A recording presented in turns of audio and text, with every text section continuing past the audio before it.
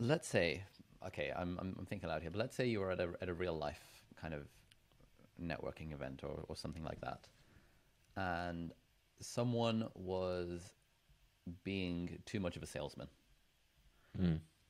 and was kind of doing the thing of entering every group and being like openly loud and charismatic and be like, oh, hey, Mm. shaking hands with everyone in the group and like, really playing the Schmoozing. part of being like the networker. And at the end of it, be like, Right. I sell these used cars. I'd love to get you a good deal and hand out the business. Yeah, yeah.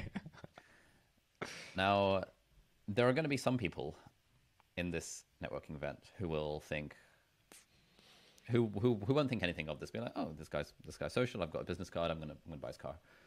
There are going to be a small number. There are going to be some people in this networking event.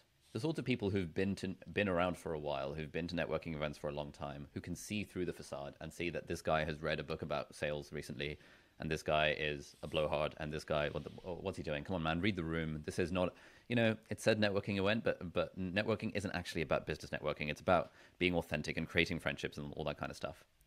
Yeah. Those people would look down on this guy for his hustle and for his grifting and for his handing out his business card. Yep. Yep. But you can't knock the guy for doing it because he needs to support his family. He needs to sell his cards, Yeah. his Yeah. used cars. He needs to hand his business card out to people. And weirdly, the fact that he's doing it at this networking event actually does work. And I think this is Mm. Yeah, it does. the Yeah. problem with mixing. Oh, I don't say problem, but this is what you get when you mix business incentives with personal incentives. Yep. Some people are at this networking event to keep it real with the bros and to meet a new person that they can invite to their weekly juntos, for example. Other people are at this networking event to give out business cards and to close deals. The problem is that it's the same networking event. And some people are going to Mm. see this as a party where you should be your authentic self, and others are going to see Yeah. it as a party where you can be your business self. And this is Yeah. the issue with Twitter. Ryan sees Twitter as a place where you can be your authentic self, whereas insert Twitter blowhard here sees Twitter as a place where he can grow his audience and grow his business. Yeah. Both are right.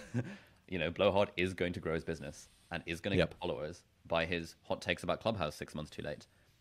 But in fact, for most of the people on Twitter who didn't know that Clubhouse existed until last week, the those tweets would seem prescient, if that's the right word, and they would therefore follow him and be like, oh, this person's working on a startup. Let me check out a startup, and he gets sales as a result of this. So I think, yeah, I can see it from both angles. I'm always wary of knocking people too hard when there are business incentives and people are doing what they can to support their families. Yeah, look, I agree. I think the fundamental issue is that people use Twitter in different ways.